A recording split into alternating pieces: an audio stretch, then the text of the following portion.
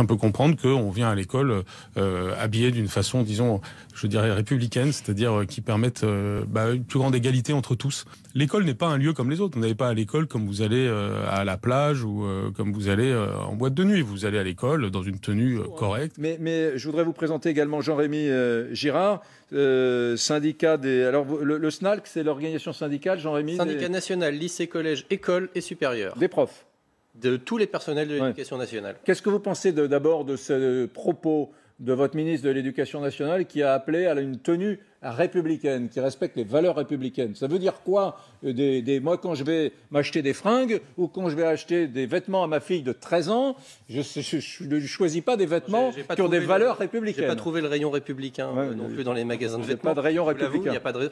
Ensuite, bon, enfin, on s'amuse de la phrase, etc. Je pense qu'on comprend quand même l'idée qui est derrière, qui est de dire qu'il faut quelque chose, et c'est là où il y a tout le débat de correct ou de décent, et c'est là où c'est pas forcément évident de se mettre toujours d'accord tous ensemble pour savoir ce qui est correct et pas correct. Il y a des choses, tout le monde les jugera correctes. Il y a des choses, tout le monde les jugera incorrectes. Je veux dire, un élève va pas arriver en maillot de bain. Je pense que personne n'accepterait ça. Voilà. La question, c'est de savoir où on met le curseur et surtout, est-ce qu'on le met au même endroit pour les filles et les garçons? Alors, parce que ça peut être... J'entends ce que vous dites. Vous savez, Jean-Rémy Girard, je sais que vous êtes le président de cette organisation syndicale, le SNALC, d'enseignants, et je sais que vous n'êtes pas un grand fan de l'uniforme à l'école, mais je tiens quand même à vous dire qu'il y a quelques villes où on a fait des tentatives, à Troyes, chez Barouin, on a fait voter référendum local, ils ont accepté pour quelques écoles primaires une tenue unique, et c'est d'ailleurs la mairie de Troyes, c'est Barouin qui a payé, plutôt les contribuables, qui a financé les tenues uniques. Et alors là, maintenant, regardez ces images. Là, on est en Seine-et-Marne, pas très loin de Paris.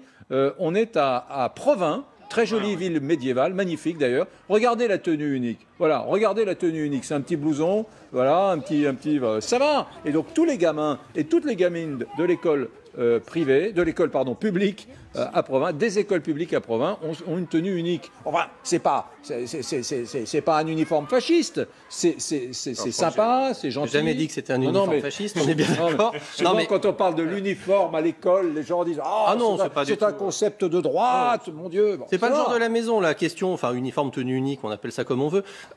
C'est pas qu'au SNALC qu'on y est opposé, j'allais dire, sur un plan idéologique, en disant l'uniforme, c'est pas bien, etc.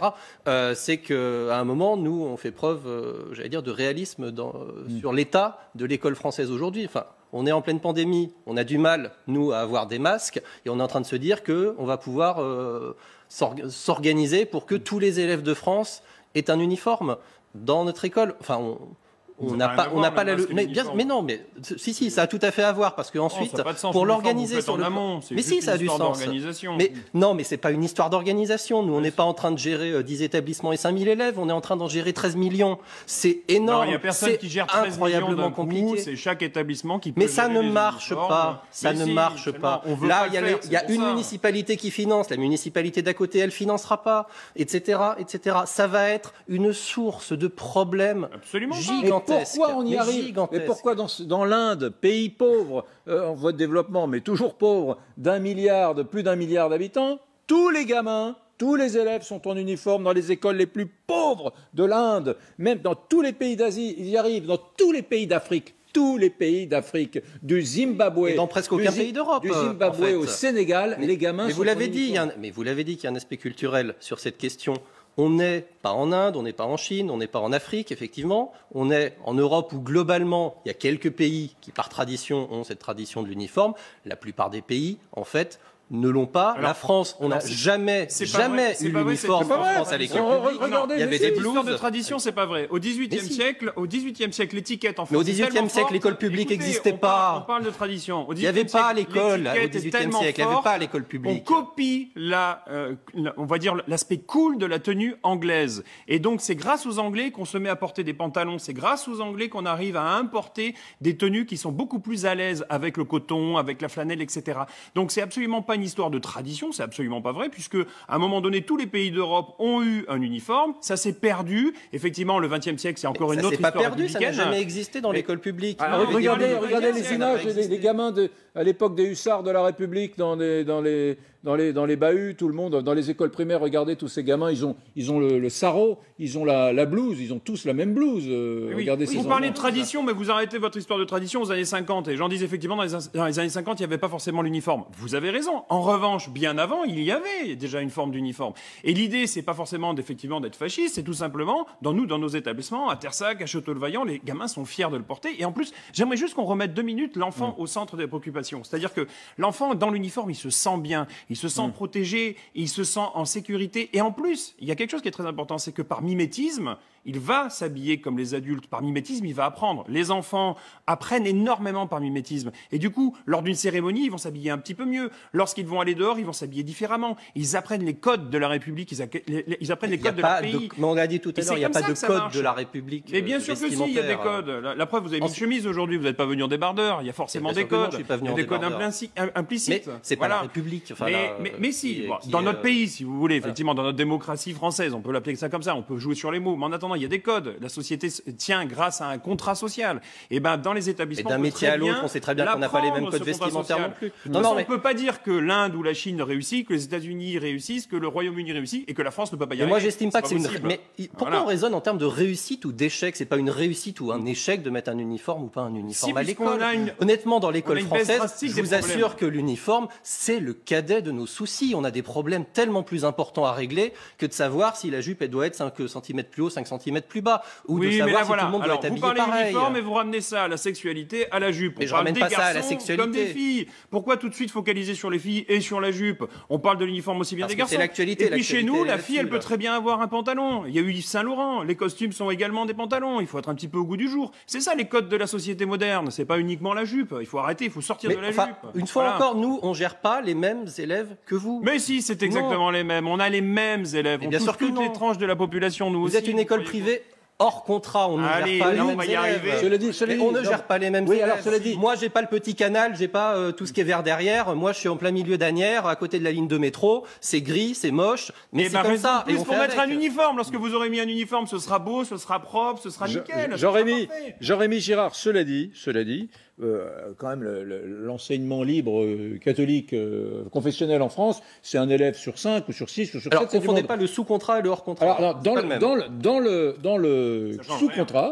le sous-contrat, il y a des établissements à Paris, à Bordeaux, à Toulouse, etc. Quelques-uns, pas tous. Mais oui, c'est une incroyable minorité. C'est une incroyable minorité. Mais ça marche. Il y a parfois, dans un même établissement, on ne sait pas si ça marche. 500 élèves. Enfin, je ne sais pas si c'est mieux après ou pas. Ils acceptent. Non, mais je ne sais pas s'il y a moins de violence dans tel établissement que dans tel autre parce que les élèves portent un uniforme. Si, forcément, lorsqu'il y a une tenue, le verbe tenir, une tenue, il y a moins de violence. Il y a un respect du corps. Vous avez des chiffres, vous avez des statistiques là-dessus? Évidemment qu'il y a plein de chiffres et il y a plein de statistiques là-dessus. Il y a beaucoup moins de violence dans les établissements dans lesquels il y a un uniforme. Mais c'est probablement pas parce qu'il y a un uniforme. Il n'y a aucun problème.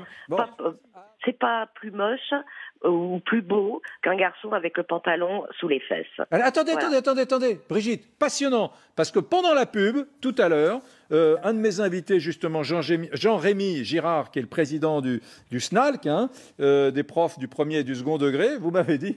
Mais les problèmes vestimentaires, mon pauvre Eric, les garçons nous ont inquiétés beaucoup plus que les filles. Et oui, en fait, on a beaucoup focalisé, pour des raisons qui s'expliquent, sur la question des vêtements des filles. Je peux dire qu'en collège, nous, ce qui nous préoccupait plus, c'était beaucoup plus la question des vêtements des garçons, avec cette mode où on voyait tous les sous-vêtements. Et ça, à un moment, je pense que tout le monde était d'accord pour dire que c'était pas une tenue acceptable ou décente ou ce que l'on voudra et qu'effectivement on n'avait pas à tolérer dans un établissement de la République pour le coup voilà le fait qu'on se balade les sous-vêtements à l'air. C'est bien ça un code justement. Cela dit les amis. Le mot code il commence là. Mais j'ai pas dit qu'il y avait pas de code.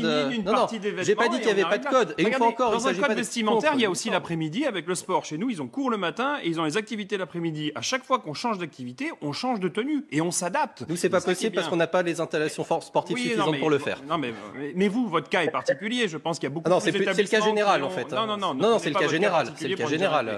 Donc, on change de tenue et on s'adapte. Et ça, les enfants l'apprennent aussi. Et ce qui est très bien. Madame parlait d'uniforme en 1974. Et je comprends tout à fait son point de vue. Il faut replacer les choses dans le contexte aujourd'hui. Je pense qu'aujourd'hui, d'ailleurs, elle a dit que son avis était moins tranché. Oui, c'est la fin de la guerre du Vietnam On aux change un petit États-Unis. peu de manière de penser aujourd'hui. Oui, le monde Il y a a changé. un retour, voilà, sur l'uniforme grâce à justement trop de liberté qu'il faut canaliser et surtout les enfants, il faut leur apprendre des choses. On est là parce qu'on parle beaucoup d'uniforme, il faut rappeler qu'à l'intérieur il y a un enfant et on est là pour s'occuper des enfants, pour les faire pour les faire se développer. C'est un peu le rôle de l'école. Aldric Halal, qui paie les tenues dans vos établissements? C'est compris dans le prix de l'école. Donc les parents ne le voient pas, entre guillemets, passer, puisque c'est à l'intérieur des frais de scolarité. Et sur le continent asiatique, où à peu près 100% des écoliers sont en tenue uniforme, c'est les familles? Oui. Ah non, en général, c'est toujours compris dans les frais de scolarité, puisque ça permet... ça fait partie... En fait, le comme nous, code c'est gratuit, ça d'uniforme... veut dire qu'il n'y a pas d'uniforme. Ouais. Non, mais pas du tout. Il n'y a rien qui est gratuit Non, mais- en France. Détrompez-vous, l'éducation c'est pas gratuite. Ça c'est une vision vraiment totalement erronée. L'éducation Alors c'est ça, pas pour le coup, gratuit. c'est dans la loi. hein. Et Voilà. non, c'est l'éducation c'est pas gratuit. Non. C'est le budget de l'État Oui. sur Bien l'éducation. sûr qu'il y a un budget. Mais Ah, là, on oui, parle des ben familles. voilà. Là, vous parlez, les Non, familles et les payent. Bah, familles, chez nous, elles les payent. familles payent pas. Non, Voilà, elles c'est quand même Les une vraie gens- différence oui, de départ. ah C'est oui. une autre manière. Les gens- elles payent, les évidemment. Oui, non, c'est Les pas de cette manière, c'est avec de l'argent, a j'aimerais juste priori. par rapport Merci à tous les deux. Le résultat de la consultation, mesdames, messieurs, on le regarde tout de suite. Est-ce que vous souhaitez qu'il y ait plus de morale vestimentaire? Vous êtes une majorité, une petite majorité, à dire oui, mesdames, messieurs. Vous voilà devenus réactionnaires. Tiens, dans un instant... Non, c'est non. Ah, c'est non, pardon. Oui, c'est ah, je prie de m'excuser, on m'a donné une mauvaise indication dans l'oreillette. C'est non à 55%, pardon. Votre public est progressiste.